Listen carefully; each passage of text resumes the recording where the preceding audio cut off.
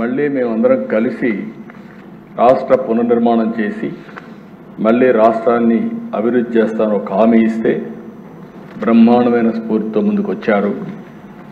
ఇక్కడ జనసేన అధినేత పవన్ కళ్యాణ్ గారు ముందుగానే చెప్పారు, ప్రభుత్వ వ్యతిరేక ఓటు చేయడానికి వీలు లేదని చాలా స్పష్టంగా చెప్పి తెలుగుదేశం అదే మరి మేము కలిసి పోటీ చేస్తామని చెప్పారు. తర్వాత బీజేపీ కూడా మేమందరం కలిసి పోటీ చేస్తేనే ఈ రాష్ట్రాన్ని నిలబెట్టగలుగుతామని ఆలోచించి 3 పార్టీల కూటమి ఏర్పడింది. ఇటు పవన్ కళ్యాణ్ గారు, నేను, అటు ఢిల్లీలో నరేంద్ర మోడీ గారిని చూసిన తర్వాత ప్రజల్లో ఒక విశ్వాసం కలిగింది. అందుకే మీరు చూస్తే 93% స్ట్రైకింగ్ రేట్తో 57% ఓట్ల షేర్తో కూటమి ప్రభుత్వం గెలిచిందంటే ఇది ఒక చరిత్ర అధ్యక్ష. నా జీవితంలో ఎప్పుడూ ఎలాంటి వ్యక్తిని చూడలేదు. ఒక పెను విప్లవంగా వచ్చి ఇవన్నీ చేయడం జరిగింది.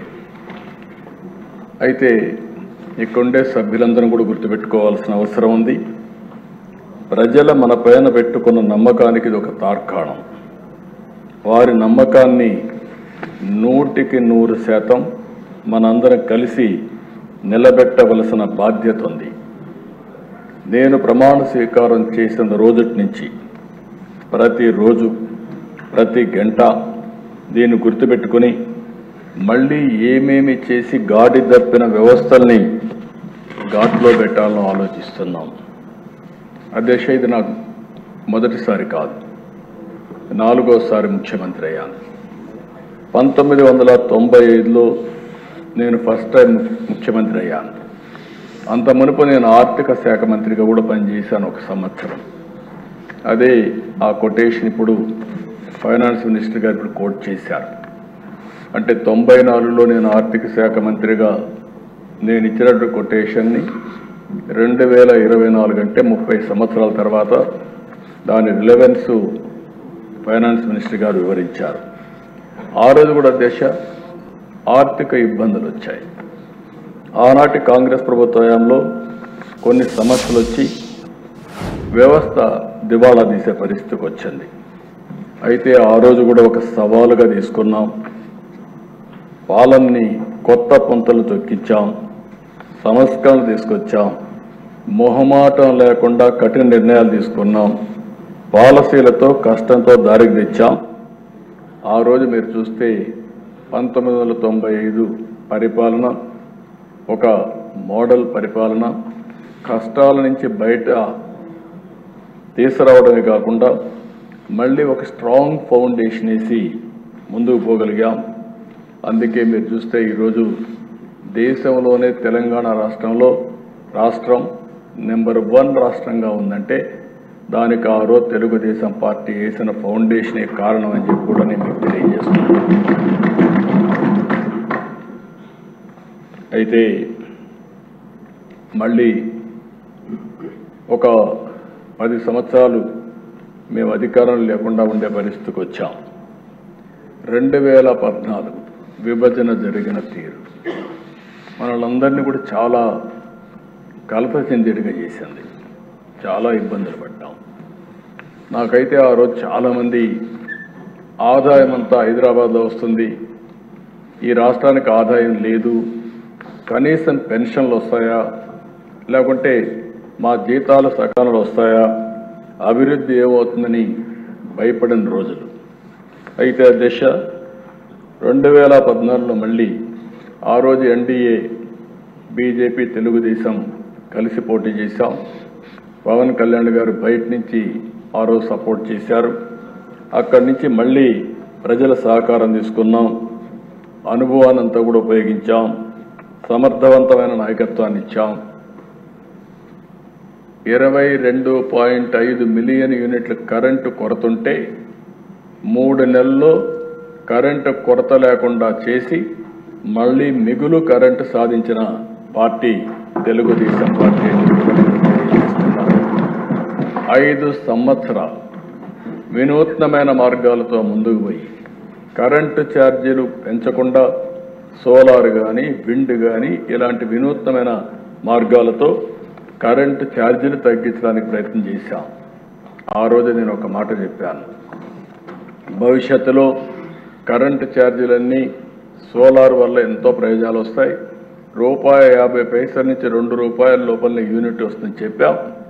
అదే చూస్తే అప్పట్లోనే కొన్ని దగ్గర ₹1.99 వచ్చే పరిస్థితికి వచ్చింది. తర్వాత ఇప్పుడు స్టెబిలైజ్ అవుతా ఉంది. అలాంటి వినూత్నమైన కార్యక్రమాలతో ముందుకు పోయాం. ఇంకో పక్కన దిశ రాజధాని లేని పరిస్థితి. మనం అందరం గుర్తుపెట్టుకుంటే ఆ రోజు హైదరాబాద్లో ల్యాండ్ ఉంది కాబట్టి దాన్ని అవకాశంగా తీసుకుని కరెంటు లేకపోతే కరెంటు తీసాం, నీళ్లు లేకపోతే నీళ్లు తీసుకొచ్చాం, నూతనమైన ఆర్థిక వ్యవస్థకు దోహదం చేశాం. అక్కడి నుంచి మీరు చూసి తిరుగులేని శక్తిగా తయారు చేసుకున్నాం. ఇక్కడికి వస్తే ల్యాండ్ లేకపోతే ఆ రోజు నేను ఆలోచించి ఇక్కడే నారాయణ గారిని ఆ పని మీదనే పెట్టి ఆ రోజు 33,000 ఎకరాలు 29,000 మంది రైతులు ఒక్క లిటిగేషన్ లేకుండా స్వచ్ఛందంగా ముందుకొచ్చి ల్యాండ్ పూలింగ్లో ₹1 ఖర్చు పెట్టకుండా ఇచ్చారంటే అది నమ్మకం, విశ్వాసం.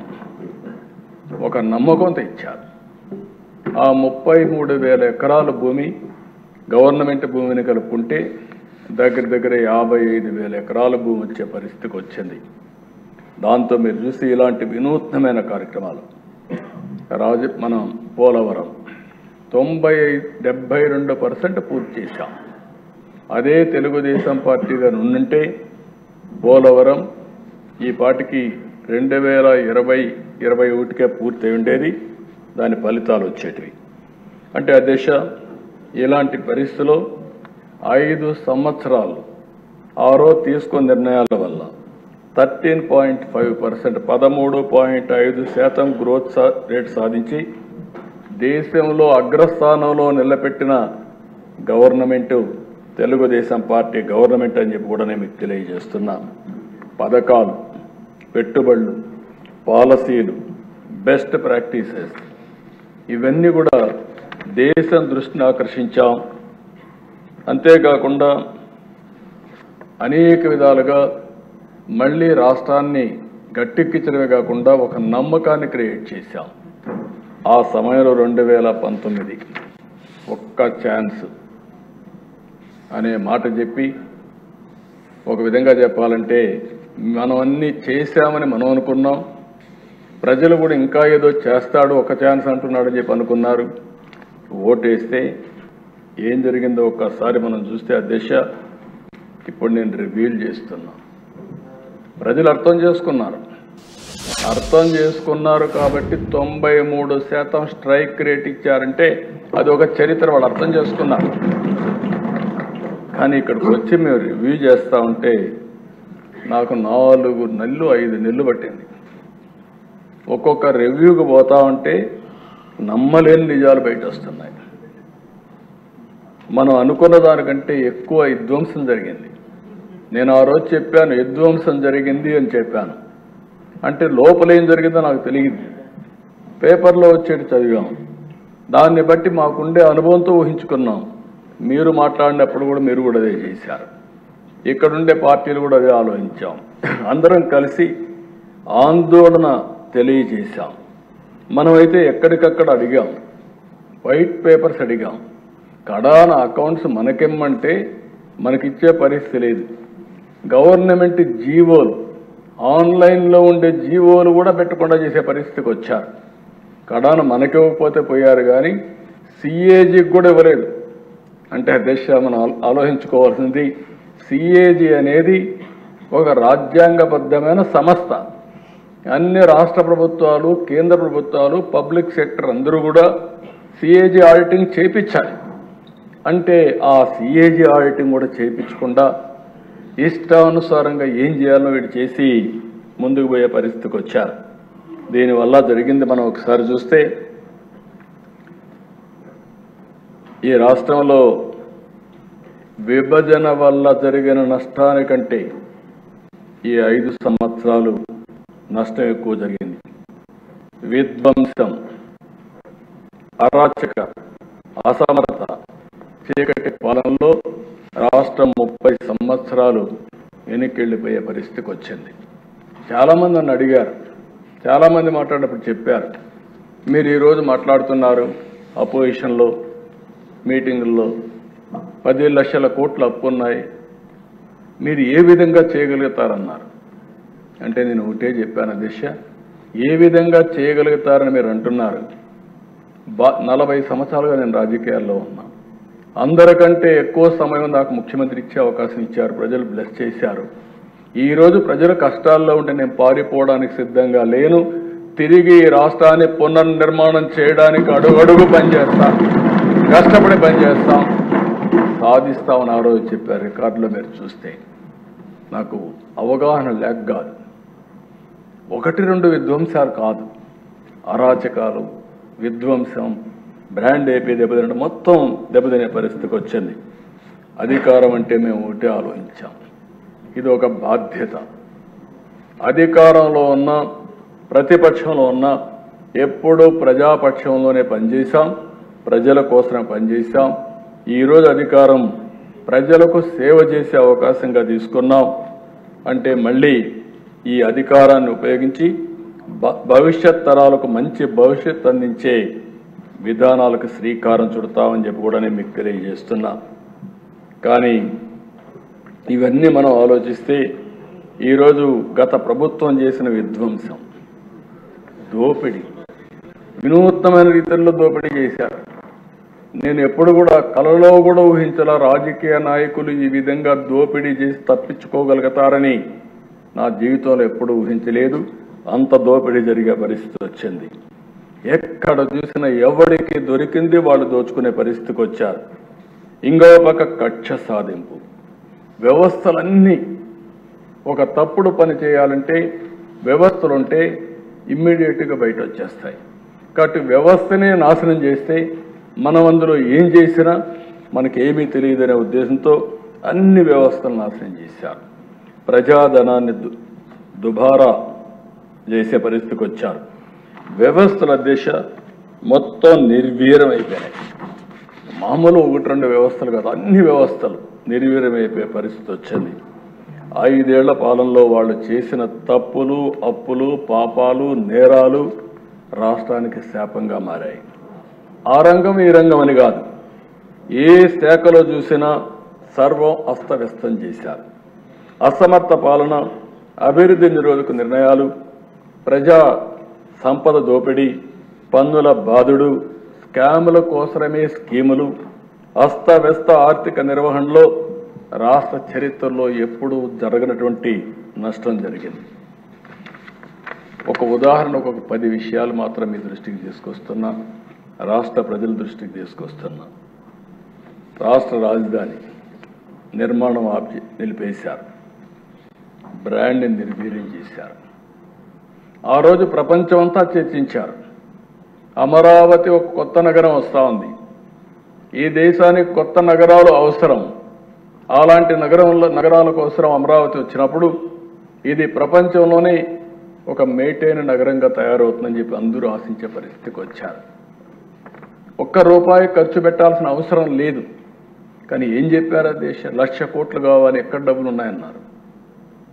నేను ఆ రోజు కూడా చెప్పాను, ఈ ప్రాజెక్టు డబ్బుల కంటే కూడా సెల్ఫ్ ఫైనాన్సింగ్ ప్రాజెక్ట్ ఇది. అక్కడ 10,000 ఎకరాలు దగ్గర భూమి ఉంది, అది అమ్ముకుంటే ఫేజ్డ్ మేనర్లో ఈ రాజధాని కట్టుకోవచ్చు చెప్పే పరిస్థితికి వచ్చాం. వినకుండా చేసే పరిస్థితికి వచ్చారు.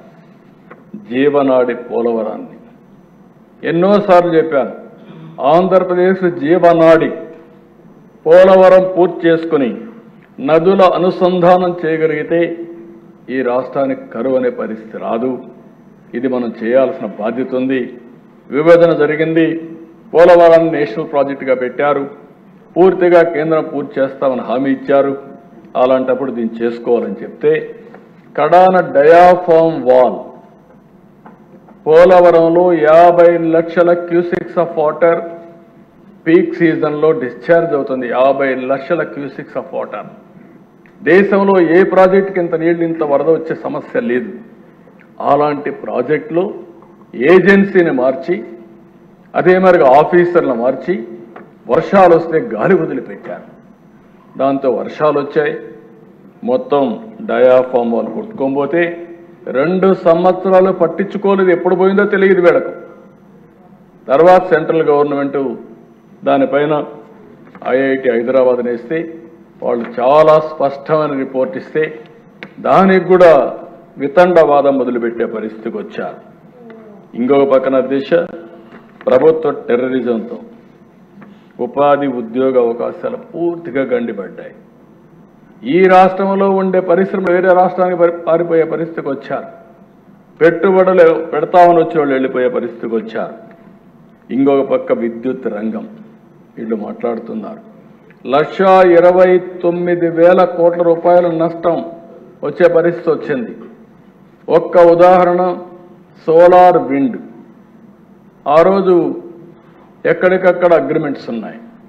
అగ్రిమెంట్స్ ఉంటే ఆ అగ్రిమెంట్స్ ప్రకారం తీసుకునే బాధ్యత రాజ్యాంగంగా ప్రభుత్వం పైన ఉంటుంది. కావాలని తీసుకోకపోతే కేంద్రం కూడా హెచ్చరించే పరిస్థితికి వచ్చారు. కడాన కరెంటు తీసుకోలేదు. వాళ్ళు ఆ సోలార్ విండ్ ద్వారా వచ్చిన కరెంటు వీళ్ళకి ఇవ్వలేకపోయారు. కడాన కోర్టు మొట్టికాయలేసి వాళ్ళకి ఇవ్వాలంటే 9,000 కోట్ల రూపాయలు ఇచ్చారు. అంటే కరెంటు వాడుకోకుండా 9,000 కోట్ల రూపాయలు వాళ్ళకు బకాయిలు కట్టి ఏదైతే క్యాపిటల్ పైన క్యాపెక్స్ పైన ఎప్పుడు డబ్బులు ఇవ్వాల్సిన అవసరం ఉంటుంది, ఇచ్చే పరిస్థితికి వచ్చారు.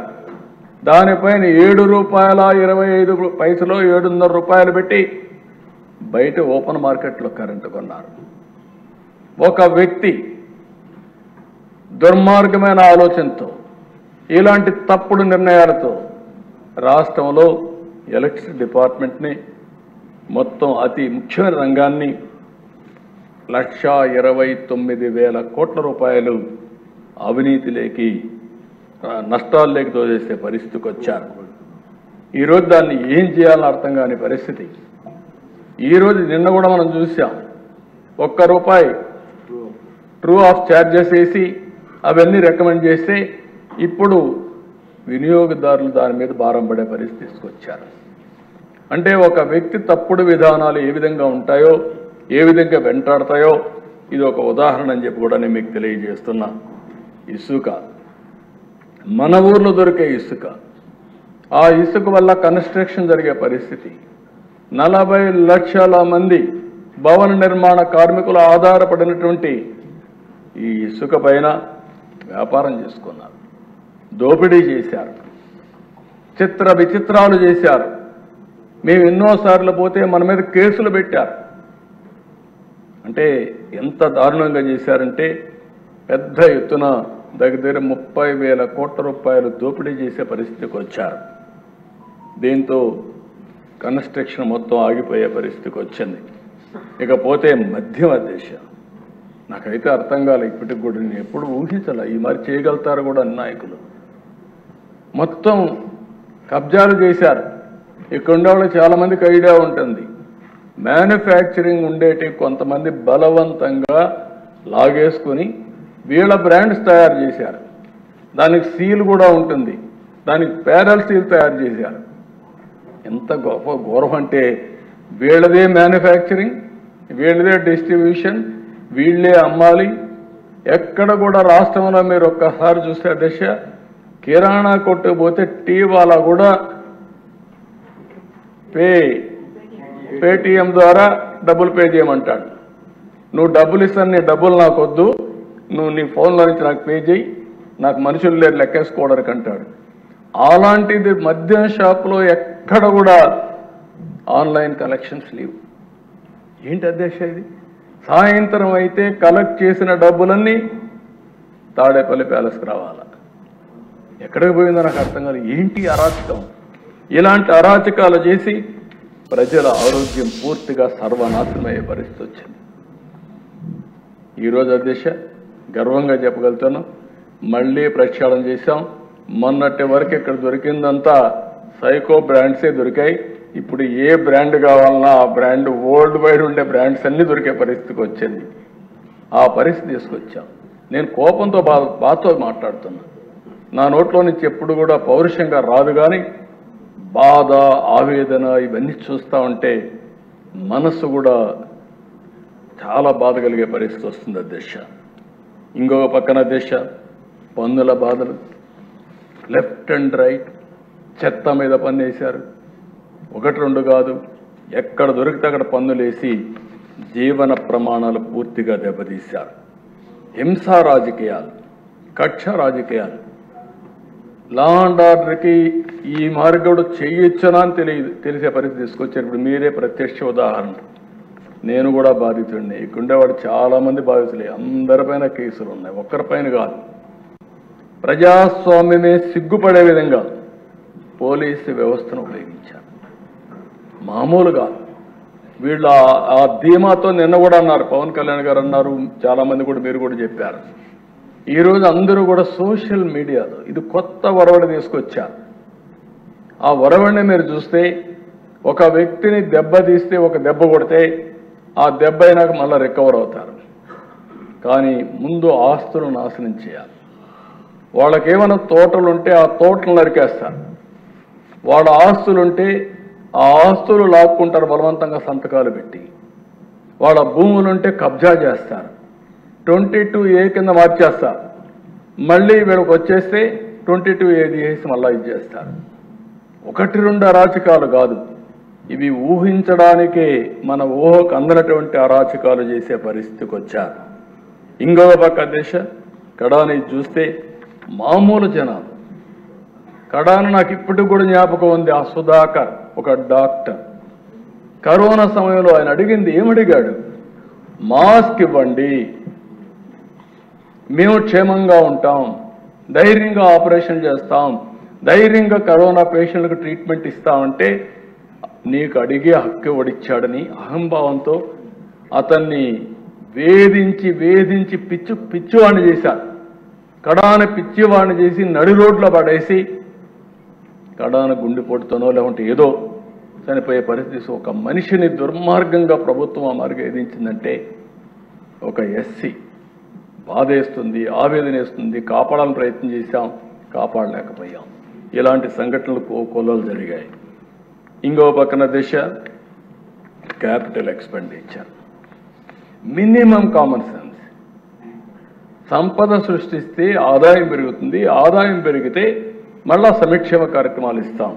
ఎక్కడ దానికి తిలోదకాలు ఇచ్చి కడాన క్యాపిటల్ ఎక్స్పెండిచర్ మొత్తం తగ్గించే పరిస్థితికి వచ్చారు. దానివల్ల రాష్ట్రంలో మీరు చూస్తే అన్ని రోడ్లు గుంతలు పడిపోయినాయి. ప్రతి సంవత్సరం వర్షాకాలం వస్తే, ఎండాకాలం వస్తే ట్రోలింగ్స్ మొదలు పెట్టేవాళ్ళు. కానీ ఎప్పుడు కూడా ₹1 ఖర్చు పెట్టకుండా 5 సంవత్సరాలు అదే మరి గడిపే పరిస్థితికి వచ్చారంటే చాలా బాధాకరం. దిశ కడానా దిశ 9,74,000 కోట్ల రూపాయలకు అప్పులన్నీ కూడా ఇప్పుడు తేలాయి. ఇంకా ఎక్కడెక్కడున్నాయో మాకు తెలియదు. ఒక్కొక్కసారి ఎవడన్నా ఒక వ్యక్తి ఐపీ పెడితే అప్పుడు అందరూ వచ్చి చెప్తాడు నాకు కూడా ఇవ్వాలి, నాకు కూడా ఇవ్వాలని. ఆ పరిస్థితిలో వచ్చింది రాష్ట్ర పరిస్థితి. ఇప్పుడు ఎవడు ఎప్పుడు వస్తాడో ఎప్పుడు అడుగుతాడో తెలియదు పరిస్థితి. అంటే మొత్తం ఆర్థిక ఉగ్రవాదం సృష్టించారు, చిక్కుముళ్ళేశారు. నాకే అర్థం కావడం లేదు. అంటే మామూలుగా దేశం ఒకటి చూస్తే, నేను చిన్నప్పుడు మా ఊర్లో చూశాను, అడవి నుంచి కొన్ని అడవి పందులు వస్తాయి, తిన్నంతా తింటాయి. మొత్తం వేరుశనగంతా పంట నాశనం చేసి వెళ్ళిపోతుంది. అది తినేది 10% అయితే 90% పంట నాశనం చేసి అని మళ్ళా ఎడుతుంది. అదే మరి రాష్ట్రంలో జరిగింది. నేను దీంట్లో అది చూసినప్పుడైతే నాకు అనిపించేది, అప్పుడు అనేవాడు ఈ అడవి పందులు వస్తాయి జాగ్రత్తగా ఉండండి. అడవి పందులు ఇక్కడ ఎక్కువ. ఆ అడవి పందుల కంటే అవకాశాలు కూడా పోయాయి. అక్కడ మళ్ళా పంట వేసుకునే అవకాశం ఉండేది, ఇప్పుడు పంట వేసుకోవడానికి కూడా అవకాశం లేని పరిస్థితి. బ్రాండ్ పోయింది, మళ్ళీ మన దగ్గర డబ్బులు లేవు, పెట్టుబడులు పెట్టాలంటే సమస్య. మామూలు కాదు అధ్యక్ష, ఇలాంటి జరిగే పరిస్థితికి వచ్చింది. ప్రజలను నమ్మి ఓటేస్తే, విశ్వసించి ఓటేస్తే ఇంత దుర్మార్గంగా ప్రవర్తించగలుగుతారంటే కూడా చాలా బాధేస్తుంది. సంపద సృష్టించేదానికి ఉపయోగపడే ఒక్క పని కూడా చేయలేదు. అన్ని రంగాల్లో తిరోగమనంలోకి వెళ్ళిపోయినాయి. సంపద సృష్టించి ఆటోమేటిక్గా వచ్చే ప్రాజెక్టులు కూడా నాశనం చేసే పరిస్థితికి వచ్చారు. పెట్టుబడులు పెడతామని వస్తే తరివేశారు. పెట్టుబడులు పెట్టాలంటే నమ్మకాలు పోయినాయి. కడాన అధ్యక్ష మీరు ఒకసారి ఆలోచిస్తే కొంతమంది అన్నారు, ఈసారి ఎన్డీఏ మీరందరూ గెలవకపోతే మాకేదో 1 ఎకరా 2 ఎకరాల భూములు ఉన్నాయి, ఇది కూడా అమ్మేసుకొని మేము వెళ్ళిపోతాం అనే పరిస్థితికి వచ్చారు. అంటే ఎంత ఫ్రస్ట్రేషన్లో ఉన్నారో ఇది ఒక ఉదాహరణ. నేను ఒకటే చెప్పాను, మీరు వెళ్తారయ్యా, కానీ ఈ రాష్ట్రం ఏమవుతుందని అడిగితే కాదు అని చెప్పి అందుకే మీరు చూస్తే అధ్యక్ష ప్రపంచంలో ఉండే తెలుగు వారంతా ఈ రాష్ట్రంలో పుట్టి ఎక్కడున్నా సరే మాకెవరికి చెప్పలేం. 4 నెలలు 5 నెలలుండి లక్షల రూపాయలు ఖర్చు పెట్టి ఎన్డీఏ గెలిచిన తర్వాత తిరిగి వెళ్ళారంటే అది వాళ్ళల్లో ఉండే పట్టుదల, ఆ రోజు వాళ్ళు చూసినటువంటి నగ్న సత్యాలని చెప్పి కూడా నేను మీకు తెలియజేస్తున్నా. అధ్యక్ష 431 కోట్లతో రిషికొండ ప్యాలెస్ నిన్నే విజయ్ కుమార్ రాజు గారు చెప్పారు, విష్ణుకుమార్ రాజు గారు చెప్పారు 430 కోట్ల రూపాయలు. నాకే కళ్ళు తిరుగుతున్న ఆ బిల్డింగ్ చూస్తే ఒక నాయకుడి మారి చేయగలుగుతామా? ప్రభుత్వ ధనంతో ఎన్ని చేయగలుగుతామా? ప్యాలెస్లు కట్టగలుగుతామా? ఒకప్పుడు చూసాము అధ్యక్ష తాజ్మహల్ కట్టాడని, సరే అది ఒక ఇది. కానీ అధ్యక్ష ఆ పక్కన ఏమాత్రం కూడా సిగ్గు ఎగ్గు లేకుండా ఫ్యామిలీ మెంబర్స్ అందరూ కూడా ప్యాలెస్లు కట్టారు, ఫ్యామిలీ మెంబర్స్కి ఆఫీసులు కట్టారు. అది ఏంటో ఇది విచిత్రమైన ఆలోచన. అదే మరి అక్కడ చూసి 7 బ్లాక్స్ కట్టారు. మొత్తం పర్యావరణాన్ని పూర్తిగా విధ్వంసం చేశారు. ఒక పక్క ఎన్జీటీ, ఇంకొక పక్క హైకోర్టు, ఇంకొక పక్క సుప్రీంకోర్టు, అడుగడుగున మొట్టికాయలు వేస్తున్న రాష్ట్ర ప్రభుత్వం అడ్డంగా తప్పుడు సమాచారం ఇచ్చి కోర్టులు కూడా మభ్యపెట్టి, లేకుంటే కోర్టులు కూడా ఏమీ చేయలేని పరిస్థితి తీసుకొచ్చారు. కడాన మనం చూస్తే ఆ ప్యాలెస్ కట్టుకున్నారు, కానీ ఆ ప్యాలెస్ దగ్గర కూడా పోయే పరిస్థితి లేకుండా చేసుకునే పరిస్థితికి వచ్చారు. 700 కోట్ల రూపాయలతో సర్వే రాళ్లపైన బొమ్మలు, దానికి మాకు మళ్ళా ఒక 30 కోట్లు పడింది అవన్నీ తీయాలంటే. అదే మార్గ అధ్యక్ష ఎక్కడ చూసినా వీళ్ళ ఇష్ట ప్రకారం రంగులేశారు. కోర్టు ఆదేశాలతో మళ్ళా 100,000 కోట్ల రూపాయలు ఖర్చు పెట్టి ఆ రంగులను తీయడానికి ఖర్చు అయ్యే పరిస్థితి వచ్చింది. 400 కోట్ల రూపాయలతో ప్రకటనలు వాళ్ళ పేపర్కే ఇచ్చుకునే పరిస్థితికి వచ్చారు. కడాన వాలంటీర్స్ కూడా సాక్షి పేపర్ ఇవ్వాలని చెప్పి సాక్షి పేపర్ ఇప్పించే పరిస్థితికి వచ్చారు. ఎంత అధికార దుర్వినియోగం చేయాలని అన్నీ చేశారు. కడాన ఒక 500 కోట్ల రూపాయలు ఖర్చు పెట్టుంటే ఈ గుంతలన్నీ పూడ్చే పరిస్థితి వచ్చేది. దానికి మనసు రాల, దీనికి మాత్రం డబ్బులన్నీ తగిలేసే పరిస్థితికి వచ్చారు. కడాన అధ్యక్ష సోషల్ మీడియా సైకోలు తయారు చేశారు. డబ్బులు డిజిటల్ కార్పొరేషన్లో పే చేస్తారు, ఆర్మీని తయారు చేస్తారు. ఆ ఆర్మీని తయారు చేస్తే కడాన నా మీద నీ మీద అందరి మీద పెట్టారు, కానీ కడాన కన్న తల్లి పైన కూడా పోస్టర్స్ పెట్టే పరిస్థితికి వచ్చారు అధ్యక్ష, పోస్ట్ చేసే పరిస్థితికి వచ్చారు. ఆయన శీలాన్ని కూడా శంకించే విధంగా ఏమనాలి, మనుషుల జంతువులని అడుగుతున్నా. మళ్ళా సిగ్గు లేకుండా మాట్లాడుతున్నారు. ఈరోజు ఎక్కడికక్కడ మాట్లాడుతున్నారు. అంటే తల్లిని కూడా క్యారెక్టర్ అసాసినేషన్ చేసే వాళ్ళని మీరు నేను ఒక లెక్క, ఈ రాష్ట్ర ప్రజానికి ఒక లెక్క అని అడుగుతున్నా. నేను బాగా ఆవేదనతో అడుగుతున్నా. నేను అందుకే ఒకే మాట చెప్పాను, ఎన్డీఏలో ఏ లీడర్ కూడా ఇలాంటి అసభ్యకరమైన పోస్టులు పెట్టాం. ఒకవేళ పెడితే వాళ్ళని ఏ విధంగా పనిష్ చేస్తున్నామో మన వాళ్ళు కూడా అదే మరి చేస్తా. ఈ రాష్ట్రంలో ప్రతి ఒక్క ఆడబిడ్డకు రక్షణ ఇచ్చే బాధ్యత, గౌరవంగా బ్రతికే విధంగా విధానాలు తీసుకొస్తారని చెప్పా. అందుకే ఒకే మాట అన్నాను, రాబోయే రోజుల్లో ఏ ఒక్క ఆడబిడ్డ కూడా అవమానపడడానికి వీల్లేదు. కఠినంగా వ్యవహరిస్తాం, మెర్సిలెస్గా ఉంటాం, చట్టానికి పదును పెడతాం. పదును పెట్టడమే కాదు, అలాంటి వాళ్ళు ఈ రాష్ట్రానికే ఒక విధంగా చెప్పాలంటే ఈ రాష్ట్రంలో ఉండడానికి కూడా అర్హత లేదు. నేను చాలా స్పష్టంగా చెప్తున్నా, ప్రజల కోసరం, ఆడబిడ్డల రక్షణ కోసరం ఈ ప్రభుత్వం కఠినమైన నిర్ణయాలు తీసుకొని ఉక్కు పాదంతో అణిచివేస్తాం తప్ప వదిలిపెట్టే సమస్య లేదని మరొకసారి ఈ సభ ద్వారా ఆడబిడ్డలందరికీ విజ్ఞప్తి చేస్తున్నా. ఇది ఒక ఆర్గనైజ్డ్ క్రైమ్. మామూలుగా ఎవరో ఒకరు ఇద్దరు పెట్టుకుంటే దాన్ని మనం కంట్రోల్ చేయొచ్చు, కానీ ఇది ఒక ఆర్గనైజ్డ్ క్రైమ్ చేసే పరిస్థితికి వచ్చారు. అయితే అధ్యక్ష, ఈరోజు రాజకీయాల్లో అవినీతి చూస్తుంటాం, కానీ అవినీతి అక్రమాల కోసమే రాజకీయానికి వచ్చిన వాళ్ళు. ఇది ఒక పెద్ద ప్లానింగ్ అధ్యక్ష. 45 ఏళ్ళైంది మా పార్టీ. ఇంతవరకు మాకు పేపర్ లేదు, టీవీ లేదు. పార్టీ పెట్టేటప్పుడే, పార్టీ పెట్టకపోయినా ఒక టీవీ లేకపోతే ఒక పేపర్ ఇవన్నీ క్రియేట్ చేసుకొని స్టార్ట్ చేశారు. ఇంకొక పక్కన అధ్యక్ష, ఎక్కడ చూసినా పెద్ద ఎత్తున అవినీతి కొత్త నిర్వచనాలు చేసుకొచ్చే పరిస్థితికి వచ్చారు. ఇవన్నీ చేసి రాష్ట్రంలో మీరు చూస్తే రైతు బజార్లని, తహసీల్దార్ ఆఫీసుల్ని, కొన్ని హెల్త్ సెంటర్లని తాకట్టు పెట్టారు. ఇంకో పక్క మద్యం నిషేధిస్తామని చెప్పి 5 ఏళ్ళలో చేసేస్తున్నామని చెప్పి మద్యం పైన వచ్చే ఆదాయాన్ని 25 సంవత్సరాలు తాకట్టు పెట్టి దాంట్లో డబ్బులు తీసుకొచ్చే పరిస్థితికి వచ్చారు. 25,000 కోట్లు తీసుకొచ్చే పరిస్థితికి వచ్చారు. ఏమనాలని అడుగుతున్నా. అంటే ఎక్కడికి పోయిందో అర్థం కాని పరిస్థితి వచ్చింది. కేంద్రం ఇచ్చిన నిధులన్నీ దారి మళ్ళించారు. పేదలకు చెందవలసిన పథకాలు చాలా వరకు గండికొట్టే పరిస్థితికి వచ్చారు.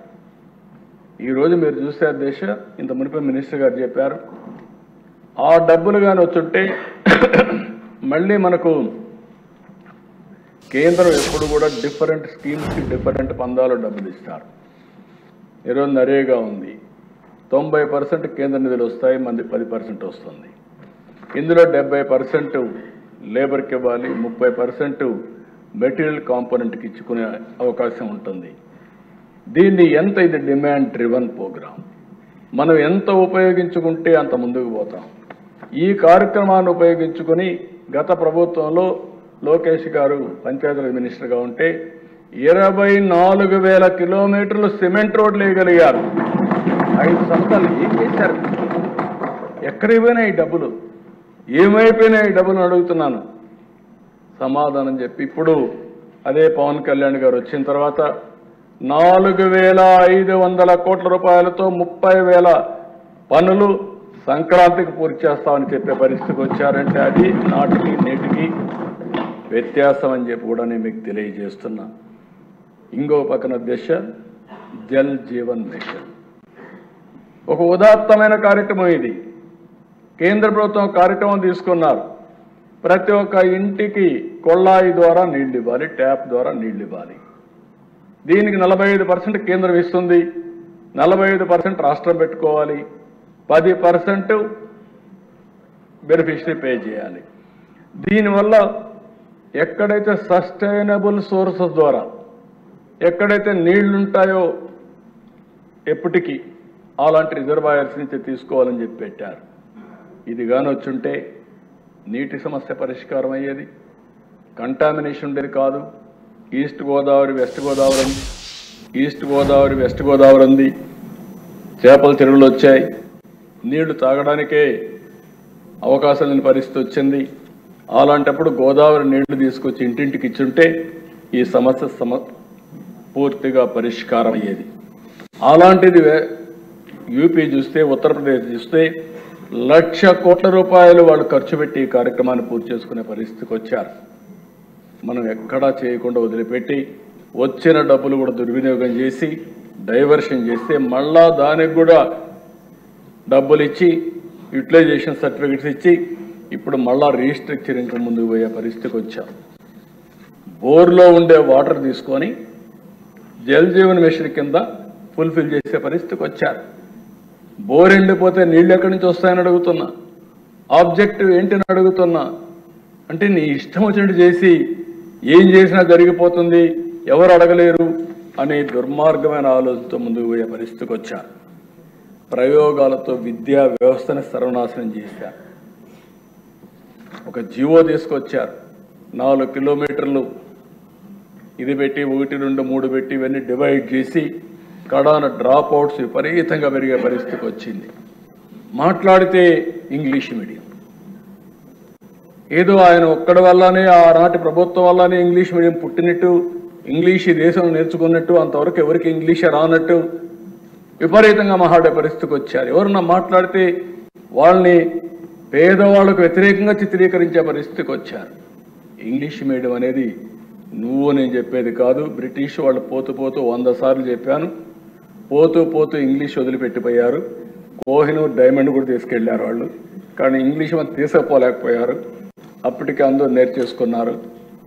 అయితే ఇంగ్లీషు మనకు మ్యాథమెటిక్స్లో స్ట్రాంగ్ కాబట్టి ఈరోజు ఐటీ ద్వారా ప్రపంచాన్ని శాసించగలుగుతున్నామంటే అది భారతీయుల శక్తి, తెలుగు వాడి శక్తి అని చెప్పి కూడా నేను మీకు తెలియజేస్తున్నా. చిన్న చూపుతో వైద్య శాఖని, నిర్లక్ష్యంతో ఇరిగేషన్ని, వ్యవసాయ రంగాల్ని, ఒక రంగం ఇంకొక రంగం అని కాదు అన్ని రంగాల్ని సర్వనాశనం చేశారు. కడాన మీరు చూస్తే అధ్యక్ష మాట్లాడితే ఎక్కడ అప్పు ఉంది 10 కోట్లు, మేమేదో తప్పు చెప్పామని మాట్లాడుతున్నారు. మంత్రి గారు చాలా స్పష్టంగా చెప్పారు, నేను ఇప్పుడే చెప్తున్నా. మీరు చూస్తే అధ్యక్ష గవర్నమెంట్ డెట్ 4,38,728 కోట్లు, పబ్లిక్ అకౌంట్ లయబిలిటీస్ అంటే ఉద్యోగస్తుల డబ్బులు కూడా మొత్తం వీళ్ళు తీసుకొని వాడేసే పరిస్థితికి వచ్చారు, 80,914 కోట్లు. కార్పొరేషన్స్ డెట్ 2,48,677 కోట్లు. సివిల్ సప్లైస్లో అప్పు 36,000 కోట్లు. డ్యూ టు పవర్ సెక్టర్లో వాళ్ళకి ఇవ్వాల్సింది 34,267 కోట్లు. Outstanding dues to vendor స్కీమ్స్కి ఇప్పుడు బకాయిల దిశ మొత్తం కాంట్రాక్టర్ అందరికీ 1,13,244 కోట్లు. అదే మరి ఉద్యోగస్తులకు ఇవ్వాల్సింది ఇమీడియట్గా 21,980 కోట్లు. Non contribution of sinking fund కింద 1,191. ఇవన్నీ కలిపితే 9,74,556 కోట్లు ఇప్పుడు తేలిన అప్పులు. ఇంకా తవ్వితే ఎంత వస్తుందో నాకు తెలియదు.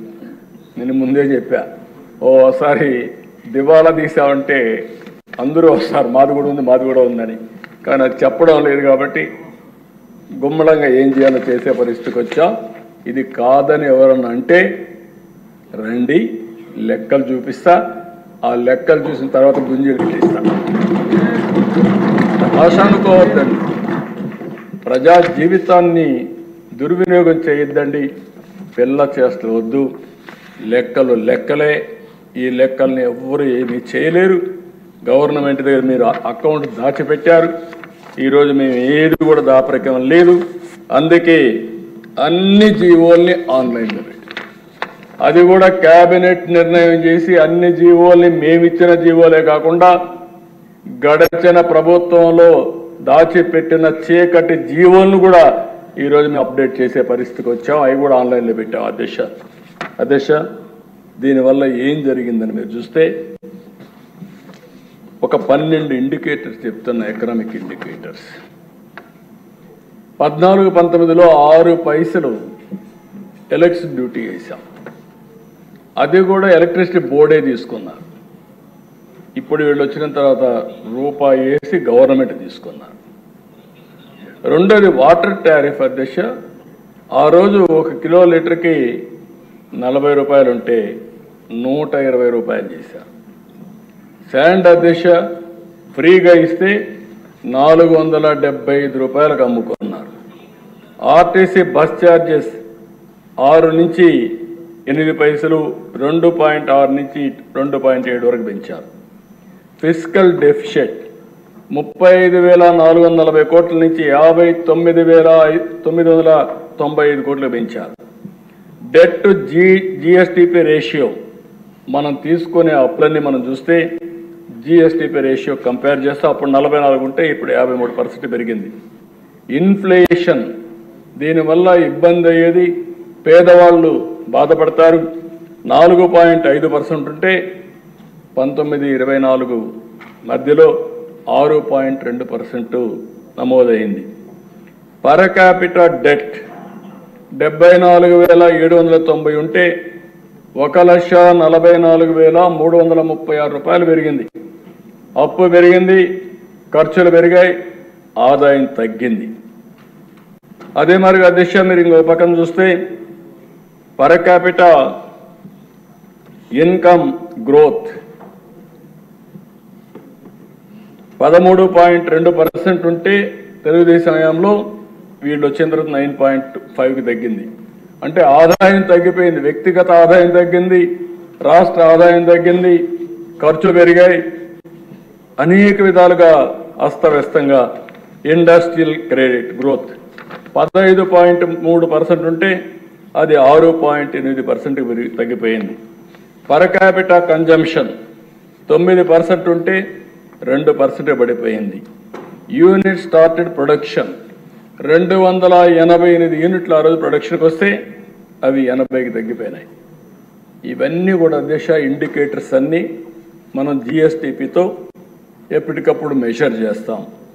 అగ్రికల్చర్, ఇండస్ట్రీ, సర్వీసెస్ కింద.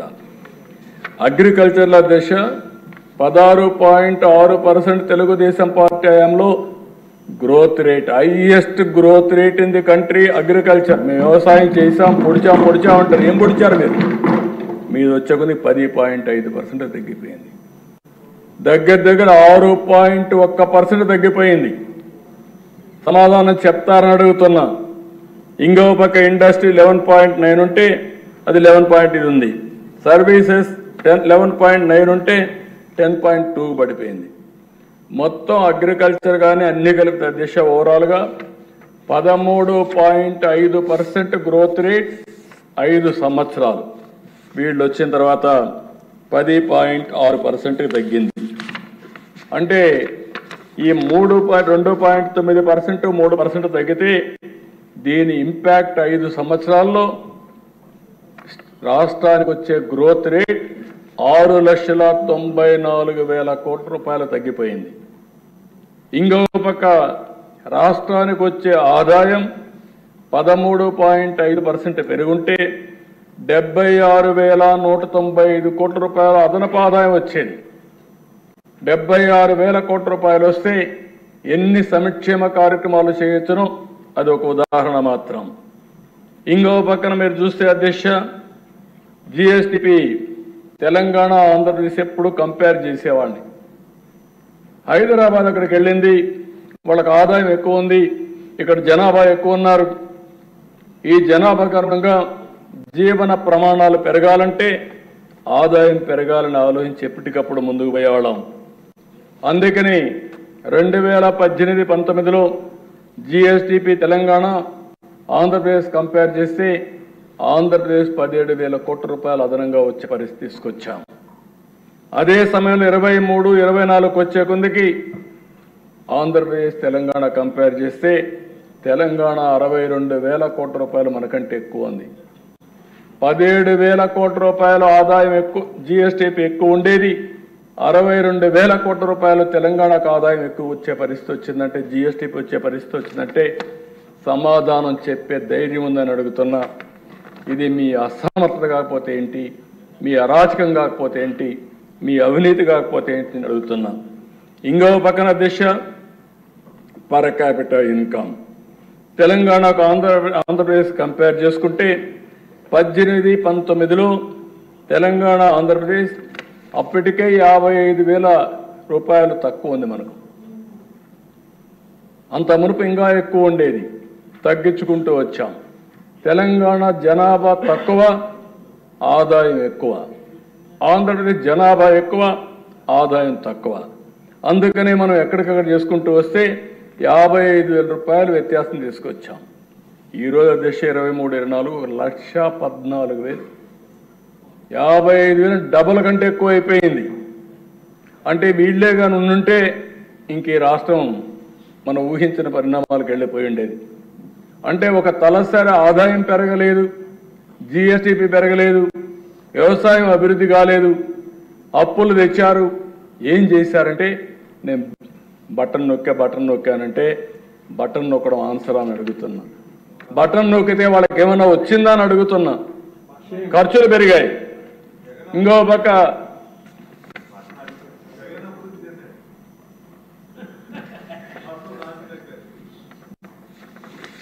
ఇవన్నీ అధ్యక్ష ఏమైనాయి? ప్రైవేట్ ఇన్వెస్ట్మెంట్లు ఎక్కడా రాలేదు రాష్ట్రంలో. మొత్తం ఇండస్ట్రీస్ అంతా రాష్ట్రం నుంచి బయట వెళ్ళిపోయే పరిస్థితికి వచ్చారు. ఇక్కడ ఉండేవాళ్ళు కూడా పేట్రియాటిక్ ఫీలింగ్తో అమర్ రాజా బ్యాటరీస్ తిరుపతిలో పెట్టారు. ఇది నా జిల్లా, నేను పెట్టాలి, ఇక్కడ ఉద్యోగాలు ఇవ్వాలని. అలాంటి వ్యక్తి ఇక్కడి నుంచి పోయి వేరే రాష్ట్రాలను చూసుకునే పరిస్థితికి వచ్చారంటే అది మీ దుర్మార్గం కాకపోతే ఏంటని అడుగుతున్నా. ఇంకో పక్కన దేశ అమరావతి, పోలవరం, ఎనర్జీ సెక్టర్ అన్ని విధ్వంసం అయిపోయినాయి. ఇంకో పక్కన మీరు చూస్తే ఇన్వెస్టర్స్లో కాన్ఫిడెన్స్ పోయింది. ఆంధ్రప్రదేశ్ అంటే అపనమ్మకం వచ్చింది. ఇక్కడికి వస్తే మనకు భవిష్యత్తు ఉండదని ఆలోచనకు వచ్చే పరిస్థితికి వచ్చారు. ఇన్ఫ్రాస్ట్రక్చర్ ఒక్క ప్రాజెక్ట్ రాలేదు 5 సంవత్సరాలు. ఉండే రోడ్లని గోతులు దువ్వే పరిస్థితికి వచ్చారు. లిటిగేషన్ అధ్యక్ష ఇప్పుడే మాట్లాడుతూ మంత్రి గారు చెప్పారు, 25,000 కేసులు వేశారు. 1-2 కాదు, 25,000 కేసులు హైకోర్టులో వేస్తే chief secretary, finance secretary, concern secretary అక్కడ పోయి చేతులు కడుక్కొని నిలబడుకుంటే జైలు పంపించారు. ఎక్కడి నుంచి మనోధైర్యం ఎవరికి వస్తుంది?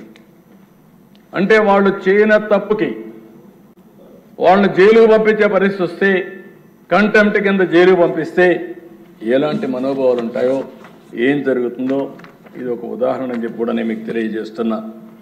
అందుకే అధ్యక్ష రాష్ట్రం ఒక విషియస్ సైకిల్లో పడిపోయింది.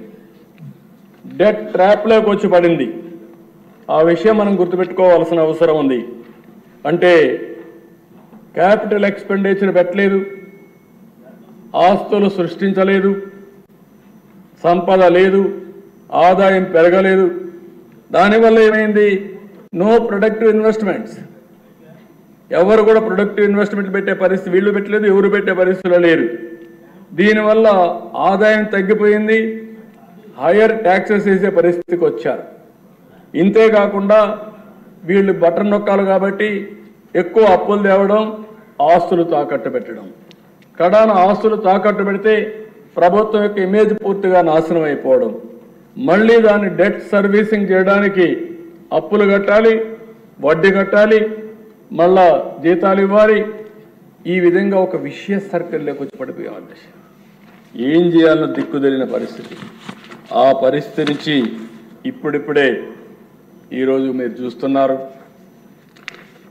7 వైట్ పేపర్స్ని పబ్లిసైజ్ చేశాం. అదే మరి దాన్ని ఏ విధంగా చేయాలో మళ్ళీ స్వర్ణ ఆంధ్రప్రదేశ్ విజన్ తయారు చేశాం. ఇలాంటి దారుణమైన పరిస్థితిలో మేమందరం కూడా అధికారాన్ని చేపట్టి ప్రజలకు విజ్ఞప్తి చేస్తున్నా. యాస్పిరేషన్స్ ఎక్కువ ఉన్నాయి అధ్యక్ష, అందరిలో ఉన్నాయి, ప్రజల్లో ఉన్నాయి, ఉద్యోగస్తుల్లో ఉన్నాయి, పార్టీ కార్యకర్తలకు ఉన్నాయి. అందరూ కూడా మేము పనిచేసాం. నేను కాదని అందరూ పనిచేశారు. మేమందరం ఓట్లు వేసాం, అందరూ ఓట్లు వేశారు. మీ యాస్పిరేషన్స్ చాలా ఉన్నాయి.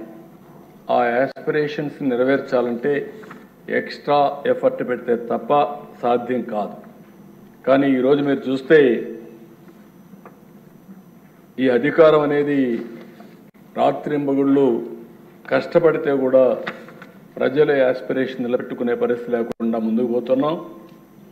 ఒక్కొక్క ఇటుక పేర్చుతూ ముందుకు వచ్చాం. ఇచ్చిన హామీల్ని ఒక్కొక్కటి నెరవేర్చుకుంటూ వస్తున్నాం. గాడి తప్పిన పరిపాలన ఘాట్లో పెడుతున్నాం. ఒక మాటలో చెప్పాలంటే దేశం మేము అధికారంలోకి వచ్చే లోపల రాష్ట్రం వెంటిలేటర్ పైన ఉంది.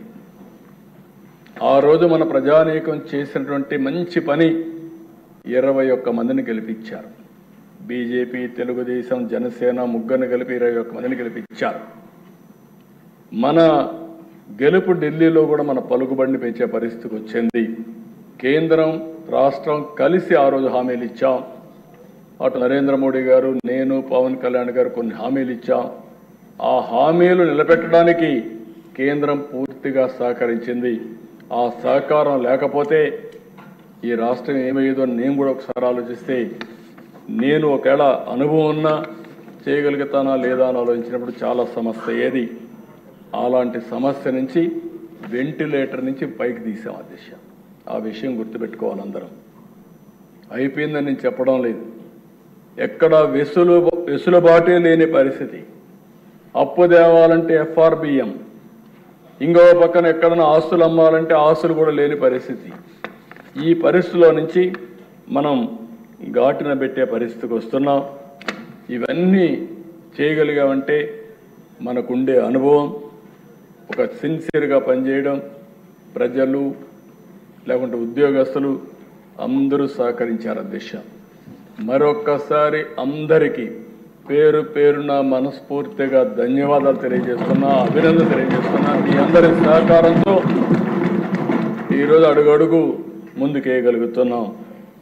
150 రోజులు నేను ముందే చెప్పాను. రోజు లెక్క పెట్టుకుంటున్నాం, గంటలు లెక్క పెట్టుకుంటున్నాం, నిమిషాలు లెక్క పెట్టుకుంటున్నాం. 150 రోజులు ఎన్నో పథకాలు, కార్యక్రమాలు, నిర్ణయాలు, పాలసీలు. నేను ఒకే మాట చెప్తున్నాను, నా దగ్గర డబ్బులు లేవు కానీ నూతనమైన ఆలోచనలు ఉన్నాయి.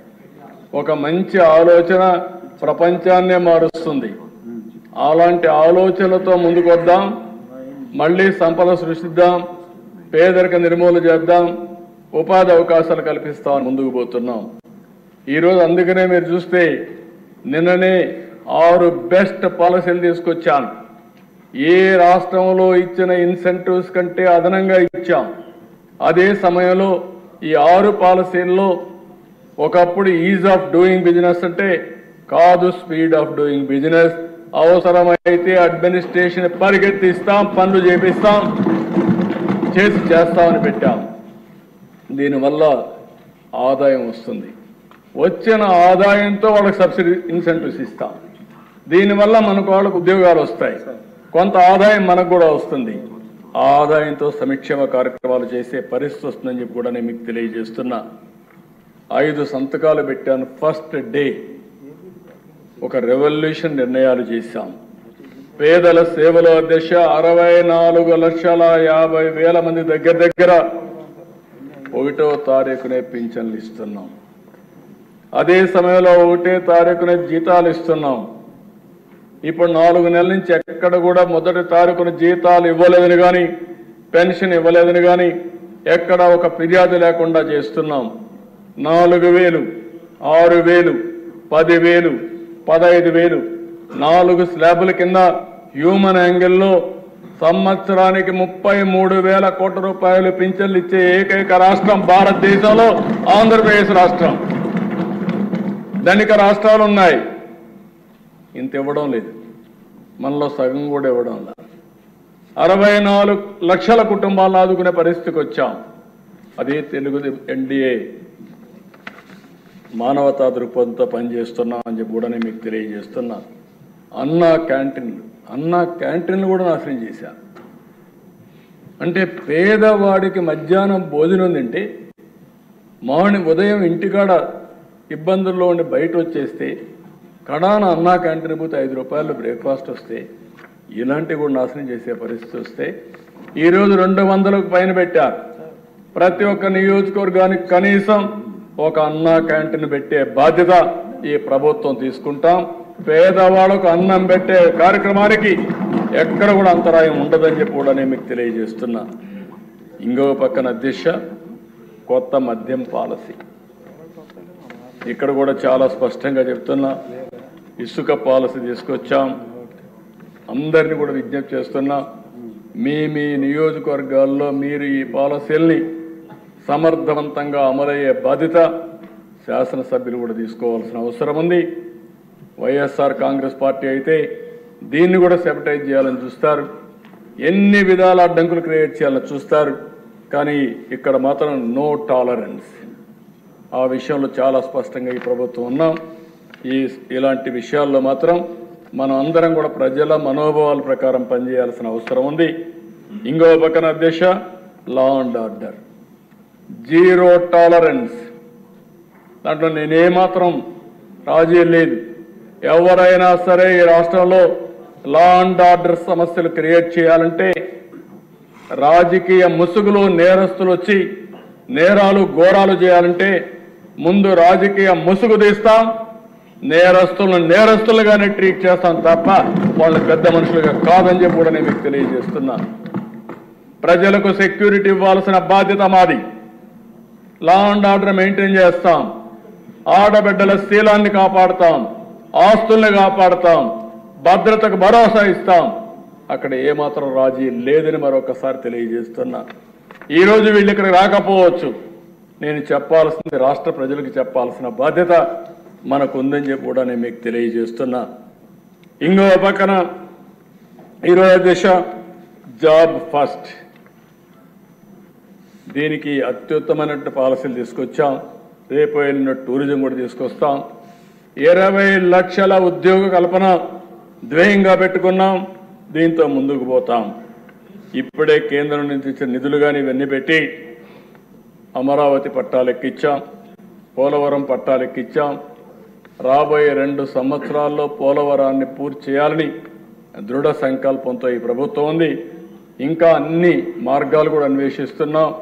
అవసరమైతే నదుల అనుసంధానం కూడా ఏ విధంగా చేయాలనో చేసి ఎప్పటికైనా సరే పోలవరం నుంచి గోదావరి పెన్న, గోదావరి వంశధార టు పెన్నాగా నదుల అనుసంధానం జరిగితే ఈ రాష్ట్రానికి కరువు అనే మాట రాదు. ప్రతి ఒక్క ఎకరాకు నీళ్లు ఇచ్చే ఇది వస్తుంది.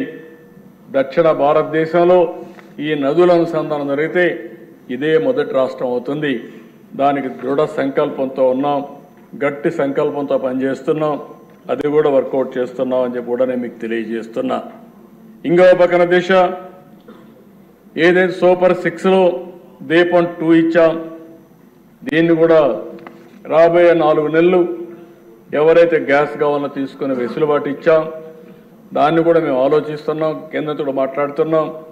ఒకవేళ వాళ్ళు డబ్బులు కూడా కట్టే పరిస్థితి లేకుండా ఇప్పుడైతే 48 అవర్స్లో వాళ్ళ అకౌంట్కి డబ్బులు పోతుంది. అట్లా కాకుండా వీలైనంత వరకు నేరుగానే ఇచ్చే ఏర్పాటు చేసుకుంటే మనమే ఆ డబ్బులు వాళ్ళకి ఇచ్చే అవకాశం వస్తుంది. దాన్ని కూడా వర్కౌట్ చేస్తున్నాం అని చెప్పి కూడా నేను మీకు తెలియజేస్తున్నా. గ్రామాల్లో పనులు, రోడ్లు మరమ్మతులు పెద్ద ఎత్తున చేపట్టాం. 150 రోజుల్లో లక్షల కోట్ల రూపాయలకు పెట్టుబడులకు మళ్ళీ శ్రీకారం చుడుతున్నాం. నేనేదో ఈరోజు అన్ని చేసామని చెప్పడం లేదు, ప్రజలకు కూడా విజ్ఞప్తి చేస్తున్నా. కొద్ది కొద్దిగా నమ్మకాన్ని కల్పిస్తున్నాం. నమ్మకంతో ఒక్కొక్కరే వస్తున్నారు, కానీ ప్రజల్లో కూడా ఒక అనుమానం ఉంది. రాబోయే రోజుల్లో మళ్ళా ఇలాంటి దుర్మార్గమైన పరిపాలన వస్తే మేము ఏమవుతామంటే అలాంటి అవకాశం ఇంకా రాదు. మా రాష్ట్ర ప్రజలకు విజ్ఞత ఉంది.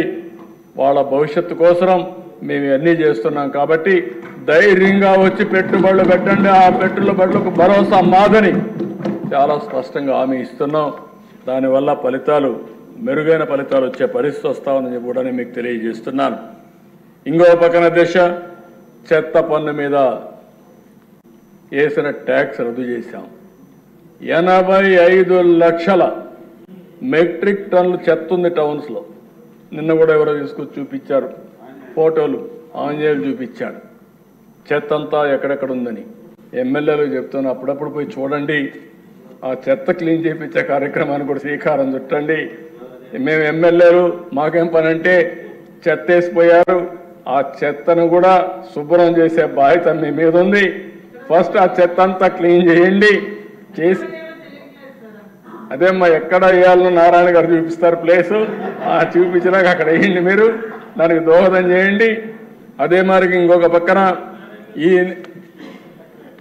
జనవరి లోపల, సంక్రాంతి లోపల ఎక్కడ గుంతలన్నీ పూడ్చే బాధ్యత, వాళ్ళు గుంతలు తొగిపోతే ఆ గుంతలన్నీ పూడ్చే బాధ్యత మేము తీసుకున్నాం. ఈరోజు 1-2 కాదు, ఒక్కొక్క కిలోమీటర్ చూస్తే ఎన్ని గుంతలు ఏంటో అర్థం కాని పరిస్థితి. మొత్తం ఒకటే చెప్పాం, 850 కోట్ల రూపాయలు ఖర్చు పెడుతున్నాం. రాష్ట్రంలో అన్ని గుంతలు పూడ్చాల్సిన బాధ్యత ఉంది. ఇంకో పక్క నేషనల్ హైవేస్ అయితే 55,000 కోట్ల రూపాయలు రాబోయే 2.5 సంవత్సరాల్లో ఖర్చు పెట్టబోతున్నారు. 72,000 కోట్ల రూపాయలు రైల్వేస్లో రాబోయే 5 సంవత్సరాల్లో ఖర్చు పెట్టేదానికి శ్రీకారం చుట్టాం. ఇంకో పక్కన దిశ మత్స్యకారుల ఉపాధిని దెబ్బతీసే 217 జీవో రద్దు చేశాం. స్వర్ణకారుల కార్పొరేషన్ ఏర్పాటు చేశాం. గీత కార్మికులకు ఫస్ట్ టైం చరిత్రలో 10% మద్యం షాపులు రిజర్వ్ చేసిన పార్టీ తెలుగుదేశం పార్టీ ఎన్డీఏ అని చెప్పి కూడా మీకు తెలియజేస్తున్నాను. అర్చకుల జీతాలు 10,000 నుంచి 15,000కు పెంచాం. దేవాలయాల్లో నాయీ బ్రాహ్మణుల వేతనాలు 15,000 నుంచి 25,000కు పెంచాం. దూప దీప నైవేద్యం కింద ఆలయాలకు ఆర్థిక సాయం 5,000 నుంచి 10,000కు పెంచాం. వేద విద్య చదివినటువంటి నిరుద్యోగ నేతకి 3,000 రూపాయలు నిరుద్యోగ వృత్తి ఇస్తున్నాం. చేనేతలకు జీఎస్టీ ఎత్తేసాం. గృహ నిర్మాణానికి అదనంగా 50,000 రూపాయలు సహాయం చేశాం. రైతులకు గత ప్రభుత్వం బకాయి పెట్టిన 1,674 కోట్ల రూపాయలు విడుదల చేశాం. 4,500 కోట్లతో గ్రామాల్లో మళ్లీ వెలుగులు తేవడానికి 30,000 పనులకు శ్రీకారం చుట్టాం. మళ్లీ రైతులకు సబ్సిడీతో డ్రిప్ పరికరాలు ఇస్తున్నాం. పాడి రైతులకు 90% రాయితీతో షెడ్లు కట్టిస్తున్నాం. రాజధాని కౌలు రైతులకి 400 కోట్ల రూపాయల బకాయిలు చెల్లిస్తున్నాం. పోలీస్ శాఖని 100 కోట్ల రూపాయలు అదనంగా డబ్బులు ఇచ్చి వాళ్ళందరినీ కూడా స్ట్రీమ్లైన్ చేస్తున్నాం. కొప్పర్తి, ఓర్వకల్, కృష్ణపట్నం, నక్కపల్లి 4 ఇండస్ట్రియల్ కారిడార్స్ వస్తున్నాయి. దీనికి దగ్గర ఒక 10,000 కోట్ల రూపాయలు ఖర్చు పెడుతున్నాం. కర్నూలులో డ్రోన్ సిటీ ఏర్పాటు చేస్తున్నాం. 300 ఎకరాల భూమి ఇచ్చాం. విశాఖ రైల్వే జోన్ భూమి ఇవ్వకుండా కేంద్రం అనేక పర్యాలు చెప్పిన లెక్క చేయకుండా ఉంటే మడసర్లోవలో 52 ఎకరాల భూమి ఇచ్చి తొందరలోనే ఫౌండేషన్ వేసి లాంగ్ పెండింగ్ సమస్యకి పరిష్కార మార్గం చూపించామని చెప్పి కూడా నేను మీకు తెలియజేస్తున్నా. పేదవాళ్ళకి ఇళ్లు కట్టే కార్యక్రమానికి శ్రీకారం చుట్టాం. డిసెంబర్ లోపల 1,00,000 ఇండ్లు ఒకేసారి లాంచ్ చేస్తాం. అదే మరి గ్రామాల్లో 3 సెంట్లు, పట్టణాల్లో 2 సెంట్లు ఇచ్చి రాబోయే 5 సంవత్సరాల్లో ఇంటి జాగా లేదనకుండా ప్రతి ఒక్కరికి ఇల్లు కట్టించే బాధ్యత ఎన్డీఏ ప్రభుత్వం తీసుకుంటాం. ఇదే కదా దిశ. అందుకే ఈరోజు ప్రజలకు ఒకసారి చెప్పాలి. ఆ రోజు చెప్పాము, ఈరోజు చెప్తున్నా. సంపద సృష్టిస్తాం, ఆదాయాన్ని పెంచుతాం. పెంచిన ఆదాయాన్ని మళ్ళీ మనకుండే అవకాశాలన్నీ తీసుకుని పేదవాళ్లకు సంక్షేమ కార్యక్రమాలు, సాధికారత కోసం ఖర్చు పెడతాం. ఏదైతే మనం చెప్పినటువంటి సూపర్ 6 కానీ, మనం ఇచ్చిన ఎన్నికల హామీలు కానీ పూర్తిగా నెరవేర్చడమే కాదు, ఇంకా అదనంగా నెరవేరుస్తున్నాం. ఓసారి ఎన్నికల మేనిఫెస్టోలో కొన్ని చెప్తాం. మన దృష్టికి కొన్ని వచ్చినప్పుడు అది సంక్షేమం కావచ్చు, అభివృద్ధి కావచ్చు, ఇంకా ఏమేం చేయాలో చేసుకుంటా ముందుకు పోతాం. ఇవన్నీ చేసి ఈ రాష్ట్రాన్ని స్టెప్ బై స్టెప్ ఒకే రోజు నేను చేసేస్తామని చెప్పలేను. ఎందుకంటే ఎప్పుడూ చూడనటువంటి విధ్వంసం చూస్తున్నాను. ఎప్పుడూ చూడనటువంటి అధికారుల్లో నిర్వీర్యం చూస్తున్నాను. వ్యవస్థలు నిర్వీర్యమైపోయినాయి. ఆ వ్యవస్థల్ని రన్ చేసే హెడ్ ఆఫ్ ది డిపార్ట్మెంట్స్ కానీ, వ్యక్తులు కానీ ఎక్కడికక్కడ 5 సంవత్సరాల నుంచి ఒక షాక్లో నుంచి బయట వచ్చే పరిస్థితికి వచ్చారు. అదే సమయంలో ఇప్పుడిప్పుడే ప్రతి ఒక్క వ్యవస్థని ఘాట్లో పెడుతున్నాం. ఈరోజు స్వర్ణ ఆంధ్రప్రదేశ్ విజన్ తయారు చేశాం. అది కూడా మనం డిస్కస్ చేస్తాం. అదే మరి కేంద్ర ప్రభుత్వం ప్రవేశపెట్టినటువంటి కర్మయోగి ట్రైనింగ్ ప్రోగ్రామ్స్ అన్ని ఎంప్లాయీస్కి వాళ్ళ అసిస్టెన్స్ కూడా తీసుకుంటున్నాం. ఇంకా ప్రైవేట్ వ్యక్తులు తీసుకుంటున్నాం. ఎంత తొందరగా చేయగలుగుతామో అంత తొందరగా చేయడానికి అనేక చర్యలు తీసుకుని మళ్ళీ అన్ని రాష్ట్రాలతో సమానంగా ముందుకు పోవాలంటే, వీలైతే దీర్ఘకాలంలో ఇంకా ముందుకు పోవాలంటే ఏమేం చేయాలో అవన్నీ చేస్తామని చెప్పి తెలియజేసుకుంటూ, అందులో ఇది మొదటి మెట్టు, ప్రారంభం మాత్రమే. ఇది ఆ ప్రారంభంలో ఉండే అన్నీ కూడా అడ్జస్ట్ చేసిన తర్వాత మొత్తం బడ్జెట్ చూస్తే 2,94,427 కోట్ల రూపాయలు. పోయిన సంవత్సరం యాక్చువల్ కంటే 15% అదనం అని చెప్పి మరొకసారి మీకు అందరికీ తెలియజేస్తున్నాను. రెవెన్యూ వ్యయం 2,35,916 కోట్లు, మూలధన వ్యయం 32,712 కోట్లు, రెవెన్యూ లోటు 34,743 కోట్లు, ద్రవ్య లోటు 68,742 కోట్లు. ఉండే ఇబ్బందుల్లో one of the best budget ఇది. నేను 15 సార్లు బడ్జెట్ చూశాను, మనమే పెట్టాం. 15 సార్లు పెట్టినప్పుడు ఇలాంటి క్లిష్ట పరిస్థితులు, ఇలాంటి ఇబ్బందికరమైన పరిస్థితులు one of the best budget తీసుకురాగలిగాం. దీనికి కారణం కేంద్రం పూర్తిగా సహకరించడం. నేను ఈ సభ ద్వారా నరేంద్ర మోడీ గారిని, కేంద్ర ప్రభుత్వాన్ని, అక్కడుండే ఫైనాన్స్ మినిస్టర్ గారిని అందరినీ కూడా మనస్ఫూర్తిగా అభినందిస్తున్నాను. ఒక్కొక్కసారి రెండు ప్రభుత్వాలు కలిస్తే ఏమేం చేయగలుగుతామో ఇది ఒక ఎగ్జాంపుల్ అని చెప్పి కూడా నేను మీకు తెలియజేసుకుంటూ, ఈ ప్రభుత్వం కమిటెడ్గా ఉన్నాం. రాష్ట్ర ప్రయోజనాలకు ఎక్కడా విఘాతం కలగకుండా ఎంత వీలైతే అంత తొందరగా ఏమేం చేయగలుగుతామో అవన్నీ చేయడానికి పట్టుదలతో ముందుకు పోతున్నాం. అందులో తొలి మెట్టు ఈ బడ్జెట్. ఇవన్నీ కూడా ప్రజలు కూడా రాబోయే రోజుల్లో ఇవన్నింటిపైన చర్చ చేయాల్సిన అవసరం ఉంది, అవగాహన పెంచుకోవాల్సిన అవసరం ఉంది. ఒక ప్రభుత్వం వల్ల, మంచి ప్రభుత్వం వల్ల వాళ్ళ జీవితాలు ఏ విధంగా మారతాయి, అదే ఒక దుర్మార్గమైన పరిపాలన వస్తే వాళ్ళ జీవితాలు ఏ విధంగా నాశనం అవుతాయి, ఒక మంచి ప్రభుత్వం వల్ల వాళ్ళ అవకాశాలు ఏ విధంగా మెరుగవుతాయి, ఒక చెడు ప్రభుత్వం వల్ల వాళ్ళ అవకాశాలు ఏ విధంగా కోల్పోతారనే విషయాలు కూడా ప్రజలు గుర్తుపెట్టుకోవాల్సిన అవసరం ఉంది, అధ్యయనం చేయాల్సిన అవసరం ఉంది, చైతన్యవంతులు కావాల్సిన అవసరం ఉంది. అది కూడా చేయమని చెప్పి కోరుకుంటూ మరొక్కసారి ఈ అవకాశాన్ని ఇచ్చిన ప్రజలందరికీ మనస్ఫూర్తిగా ధన్యవాదాలు తెలియజేసుకుంటూ, ఇక్కడ మెంబర్స్ అందరూ కూడా పూర్తిగా సహకరించారు. ప్రత్యేకంగా నిండుగా కూర్చున్నారు, మీరు బాగా హుందాగా ఉన్నారు. కుర్చీ కూడా కళకళలాడుతూ ఉంది, నవ్వులతో ఆ సభ కూడా జరుగుతూ ఉంది. ఒక ఆహ్లాదకరమైన వాతావరణం వచ్చింది. ఇదే వాతావరణం ఎప్పుడూ ఇక్కడ బాధపడుతూనో భయపడుతూనో పనిచేయక్కర్లేదు. ఫ్రీగా స్వేచ్ఛగా పనిచేయడానికి అందరికీ అవకాశం ఉంటుంది. పని చేసుకునే వాళ్ళకి అవకాశం ఉంటుంది.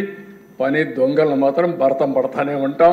అక్కడ రాజీ లేదని చెప్పి మీకు తెలియజేసుకుంటూ ఈ అవకాశాన్ని ఇచ్చిన మీకు మనస్ఫూర్తిగా నమస్కారాలు, ధన్యవాదాలు. Thank you. ధన్యవాదాలండి. చాలా భవిష్యత్తుకి ఒక అద్భుతమైన భరోసా కేశవ్ గారు, గౌరవనీయులైన ముఖ్యమంత్రి గారు ఇచ్చారు. ఇప్పుడు భోజన విరామం లేదు. మరీ ఆకలిగా ఉన్నవాళ్ళు, ఎవరైనా మరీ ఆకలిగా ఉన్నవాళ్ళు వెళ్ళి భోంచేసి రండి. ఇప్పుడు బిల్లులు ఉన్నాయి.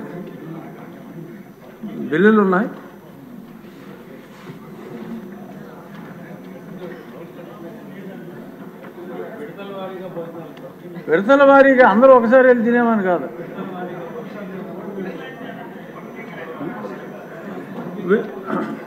విద్యుత్ శాఖ మంత్రి గారు ఆంధ్రప్రదేశ్ విద్యుత్ సుంకం 2వ సవరణ బిల్లు 2024ను పరిగణలోకి తీసుకునేందుకు అనుమతి కోరతారు.